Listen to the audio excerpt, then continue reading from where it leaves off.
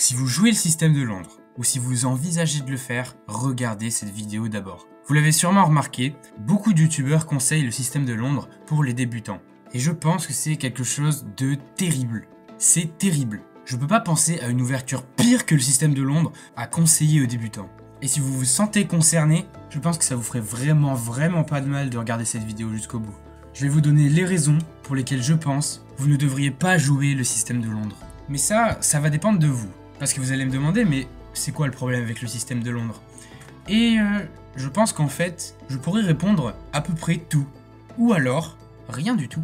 Ça dépend de votre objectif aux échecs. Si votre but, c'est de simplement passer du bon temps, de vous faire kiffer, de vous amuser, de jouer avec vos potes, de faire un peu de blitz et un peu de bullette, que vous n'avez pas forcément envie de jouer dans des tournois présentiels, et que vous n'avez pas forcément envie de vous entraîner sérieusement, ni de vous améliorer, finalement le système de Londres est parfait pour vous. Et je vous le dis tout de suite, il n'y a pas de mal, mais cette vidéo, elle vous est pas destinée, alors vous allez tout simplement gâcher votre temps si vous la regardez. Voilà. Juste un petit truc pour vous, si vous jouiez des ouvertures qui proposent beaucoup plus de structures de pions différentes, peut-être que vous vous amuseriez beaucoup plus dans le jeu qu'en jouant le système de Londres. Mis à part ça, franchement, cette vidéo ne vous est pas destinée.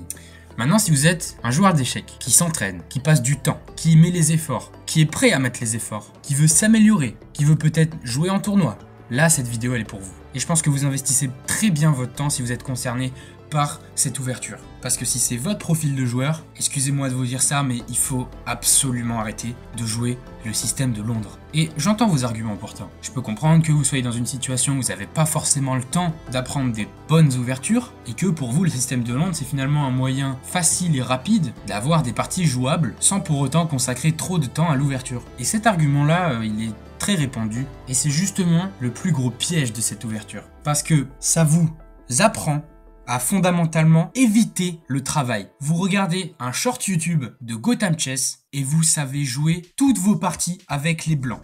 Donc juste pour bien montrer de quoi on parle, le système de Londres, c'est lorsque les blancs jouent D4 et sortent leur fou F4 ici, puis ils construisent une petite pyramide de pions comme ceci, et enfin finissent par sortir leurs pièces de cette manière. Ça, c'est le setup avec les blancs que vous allez avoir toutes vos parties. Toutes vos parties, vous allez avoir ce truc devant vous. Peu importe que les noirs répondent, le joueur du système de Londres, il va avoir ça à chaque fois. Mais ça, on va en parler plus tard dans la vidéo. Pour l'instant, ce que je voulais vous dire, c'est qu'en 5 minutes, vous pouvez apprendre cette ouverture et vous savez jouer avec les blancs aux échecs. En tout cas, c'est ce que vous pensez. En ayant appris ça et 2-3 plans qui vont avec, vous avez une arme avec les blancs prête pour avoir un milieu de jeu correct dans toutes les parties. Mais, et oui, il y a un mais.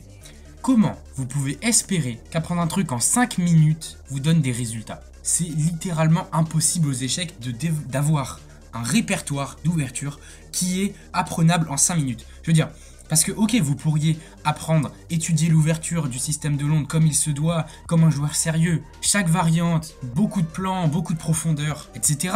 Mais pourquoi faire ça alors que vous pourriez le faire sur l'espagnol? Vous voyez ce que je veux dire? Les gens qui jouent le système de Londres, ils savent bien que c'est pas la meilleure ouverture, mais que ça va leur faire gagner du temps, et donc souvent, ça va pas être des gens qui vont étudier l'ouverture. C'est pour ça que je dis ça. Vous l'apprenez en 5 minutes et vous jouez ça toute votre vie. Pour 99% des gens qui regardent la vidéo, c'est leur situation. Et du coup, le vrai problème avec ça, c'est que, en fait, il faut comprendre un truc. Mettre en place un répertoire d'ouverture correct qui fonctionne pour un joueur, ça va prendre des années. De maîtriser un répertoire d'ouverture, ça va prendre des années. Et là, on parle d'un répertoire blanc complet qu'on peut apprendre en 5 minutes. 5 minutes! C'est pas possible. Et oui, vous pouvez étudier l'ouverture, les plans en profondeur, mais personne ne fait ça sur le système de Londres. Et je peux comprendre que vous n'y avez pas le temps. Je peux comprendre. Passer des années à étudier une ouverture pour au final espérer à la maîtriser, surtout si on part du principe que pour la majorité des joueurs de club, il va peut-être y avoir 1 heure de cours par semaine, peut-être un peu plus, peut-être un peu moins, mais en tout cas 1 heure de travail sur l'ouverture, effectivement ça va prendre beaucoup de temps. Mais la dure vérité, c'est que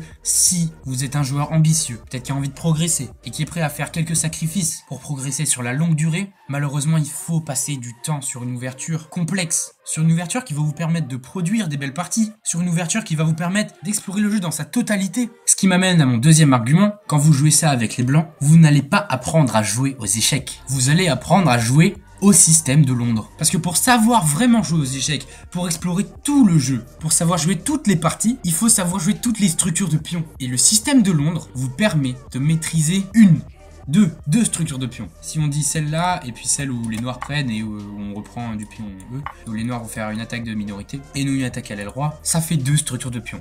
Les gars, j'ai le livre de Flores Rios sur les structures de pions aux échecs, qui est une bible qui recense toutes les structures de pions principales qu'il peut y avoir dans le jeu. Faites vos pronostics, dites-moi combien vous pensez qu'il y a de structures de pions dans le jeu. Je vais vous dire ça tout de suite. 1, 2, 3, 4, 5, 6, 7, 8, 9, 10, 11, 12, 13, 14...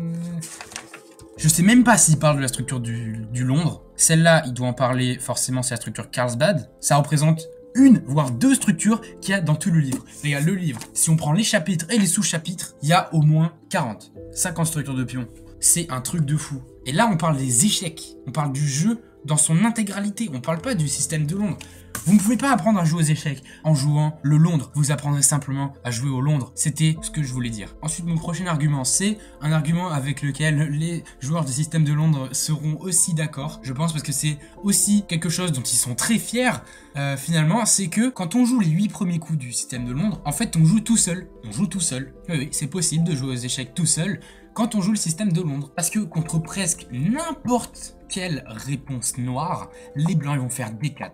Ils vont faire cavalier F3, fou F4, C3, E3, cavalier D2 et fou D3. Contre n'importe quoi. Les noirs, ils peuvent se développer de la manière dont ils veulent. Les blancs, ils en ont rien à péter et ils vont faire la même chose à chaque partie. Quelle insulte au jeu d'échecs. C'est pas possible en fait.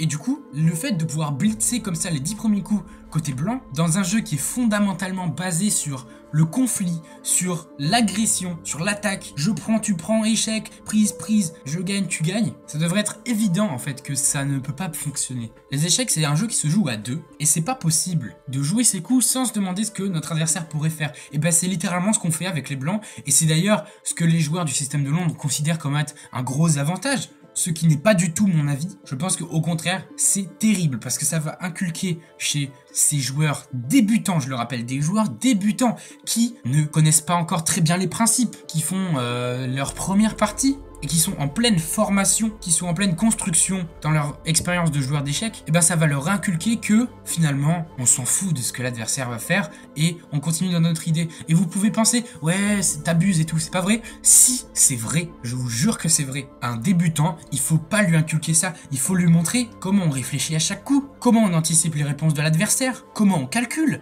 Les gars, il y a des ouvertures. Regarde, le Gambier Evans, c'est le bordel au 7ème coup. Là, regardez le 7ème coup. Fou D3, c'est quoi ça? Il y a des ouvertures où au 7ème coup, on est déjà en train de calculer. Fou D3, le joueur avec les blancs, c'est sa 1000e partie où il joue fou D3. Et pour lui, il n'y a pas de souci. Pour lui, c'est ça les échecs, tout simplement. D4, fou F4, E3, C3, cavalier F3, cavalier D2, fou D3, c'est tout. Jamais il a entendu parler du Gambier Evans, jamais il a entendu parler de la confrontation très tôt dans l'ouverture. Ça n'existe pas. Qu'est-ce que c'est? Qu'est-ce que c'est? Pourquoi faire? Et malheureusement, en évitant le calcul, en évitant la complexité dès le début, on rate une grosse partie du jeu. On rate beaucoup de fun. J'avais entendu une expression, je sais plus où je l'ai entendu, mais c'était très juste. C'est quelqu'un qui dit jouer le système de Londres avec les blancs, c'est comme si on jouait un match de boxe, mais pendant le premier round, donc pendant l'ouverture, en fait on peut pas frapper. C'est vrai. Où est le conflit là? Où est le calcul? Où est l'innovation pour les blancs? Il y en a pas. Le nombre de positions possibles dès les premiers coups dans une partie d'échecs, c'est astronomique. Et là les blancs, ils ont décidé pour le reste de leur vie de jouer ça à chaque fois. J'espère que vous comprenez ce que je veux dire. Mais clairement, le fait d'inculquer aux débutants qui peuvent se bander les yeux et jouer les 8 premiers coups sans réfléchir, c'est absolument contraire à tout ce qu'un coach pourrait essayer d'enseigner à son élève. On est d'accord? On est d'accord ou on n'est pas d'accord? Je pense quand même que tout le monde peut plus ou moins comprendre mon idée ici. Mais malgré tout ça, vous n'êtes peut-être pas convaincu, ou peut-être que juste avant de regarder cette vidéo, vous avez joué un blitz avec une super partie d'attaque dans le système de Londres, et que vous vous dites, peut-être que ça m'inculque pas des très bons principes, mais c'est une ouverture qui est très correcte. On a des positions saines avec les blancs, on sort nos pièces, on met notre roi à l'abri et on prend le centre. Où est le problème? Et oui, d'accord, c'est une ouverture qui est jouable. C'est une ouverture dans laquelle vous pouvez gagner, c'est vrai. Maintenant, si vous n'êtes pas 2000 Elo, et même à 2000 Elo, si vous la jouez depuis un moment, remettez-vous vraiment en question. Si vous êtes un joueur qui n'a pas un niveau forcément astronomique, vous êtes toujours en construction, comme moi je le suis. Et même si on pense être déjà fort, en fait, on est toujours en train d'assimiler les principes fondamentaux, notamment celui du centre. Et le système de Londres est une ouverture très mauvaise pour votre apprentissage du principe du centre. Mais là, vous allez me dire, pourquoi tu dis ça? D4 prend le centre, cavalier F3 prend le centre. fou F4 aussi, C3 renforce le centre, E3 renforce le centre, il y a les D2, fou D3, non. C'est pas ça, prendre le centre. Prendre le centre, c'est faire ça. Voilà ce que j'appelle prendre le centre. On instaure une tension directe et on initie déjà un combat pour le centre. Regardez là, il y a un contact. Et regardez comment les blancs continuent à lutter pour le centre dans cette ouverture qui est une des variantes principales du gambit dame. Refusé, ils continuent, fou G5, ils continuent, ils attaquent le centre. Tac, tac, tac, tac. On continue, on continue.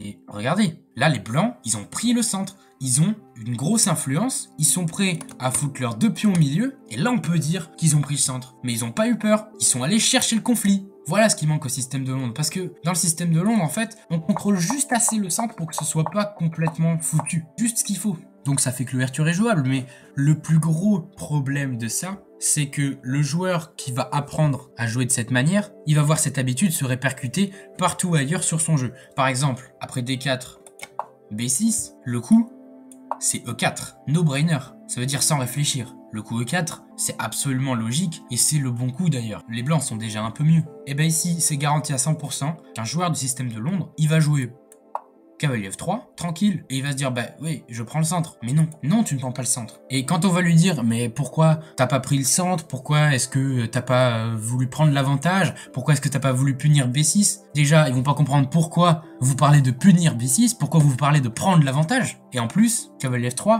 prend le centre. Sauf que non, on a compris, ça prend pas le centre. Et donc voilà un peu comment le système de Londres peut vous amener à développer de mauvaises habitudes dans les autres parties du jeu, surtout pour un joueur débutant en pleine construction et qui cherche à progresser. À ce moment-là, c'est terrible. Parce que petit à petit, plein de mauvaises habitudes comme ça, plein de mauvais principes à cause de ces petites habitudes qui s'additionnent et qui vont vraiment vous freiner dans votre progression. Le fait d'éviter de bosser sur une ouverture, le fait d'éviter le conflit, le combat, le calcul dans les premières phases du jeu, ou le fait d'éviter de prendre le centre correctement. Et ce sont ces choses-là qui vont vous aider à grandir en tant que joueur d'échecs. Le désir d'avoir du conflit, le désir de se battre avec son adversaire, calculer mieux que son adversaire, de voir les variantes avant lui, de voir les variantes mieux que lui, le désir de travailler, de fournir les efforts dans un répertoire d'ouverture qui vaut la peine. C'est des choses que le système de Londres ne permet pas, et pourtant c'est des choses vraiment cruciales pour la progression des joueurs. Et ceux qui ont ces qualités, ils iront forcément très loin, que ce soit aux échecs ou dans la vie.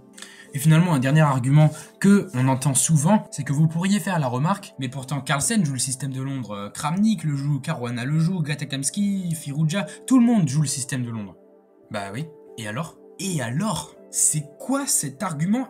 C'est même pas un argument. Tous ces grands champions que vous citez là, c'est des joueurs qui ont terminé leur formation de joueurs. C'est des joueurs, ils ont fini le jeu, ils sont trop forts. Ils ont absorbé tout ce qu'ils pouvaient absorber comme savoir presque. Ils ont acquis ces principes-là que le système de Londres empêche d'acquérir. C'est plus un problème pour eux. Ils peuvent jouer n'importe quoi. De toute façon, ils peuvent tout jouer puisque ce sont des joueurs qui sont parfaitement développés en termes de progression échiquienne. Ils n'ont plus la possibilité de développer de mauvaises habitudes ou presque pas en jouant des trucs comme le système de Londres. Ils peuvent tout jouer, ils s'en foutent. Et de toute façon, personne ne l'utilise comme ouverture principale. Carlsen le joue de temps en temps, peut-être Hikaru, peut-être que certains grands maîtres l'ont plus exploré que d'autres, mais c'est pas un argument valable. Si vous apprenez à jouer au foot, vous n'allez jamais dire « Ouais, je fais comme ça parce que Ronaldo fait pareil ». Bah non, on peut apprendre tellement de choses de ces grands joueurs. N'apprenez pas comment ils jouent le système de Londres, apprenez comment ils jouent la Ruy Lopez, comment ils jouent le gambit dame, leur technique dans les finales. Donc voilà ma réponse à cet argument, les grands champions peuvent jouer tout ce qu'ils veulent, ça ne va jamais impacter leur niveau de jeu, alors que vous si. Ils ne peuvent plus prendre de mauvaises habitudes, mais nous, on peut. Parce que nous, en tant que personnes qui apprenons les échecs, on est toujours très modelable, très flexible dans notre approche du jeu, et il faut toujours faire attention à ne pas développer de mauvaises habitudes. Bon, cette vidéo touche à sa fin et je sais pertinemment que je vais me faire exploser la figure parce que il y a beaucoup d'adeptes du système de Londres, mais je voulais quand même apporter ma pierre à l'édifice et peut-être une vision nouvelle de cette ouverture pour certains. En tout cas, je suis prêt à me faire incendier par 10 personnes si j'en ai aidé une. J'espère que ça vous a aidé. Bien sûr, c'est mon opinion et si c'est pas le vôtre et que vous voulez continuer de faire ce qui vous plaît, faites donc, faites donc. Moi, j'ai juste fait cette vidéo pour vous aider. Et si c'est le cas, si ça vous a un petit peu ouvert les yeux, je l'espère, vous pourrez toujours me donner de la force en vous abonnant à cette chaîne. En tout cas, merci à tous et je vous dis à bientôt.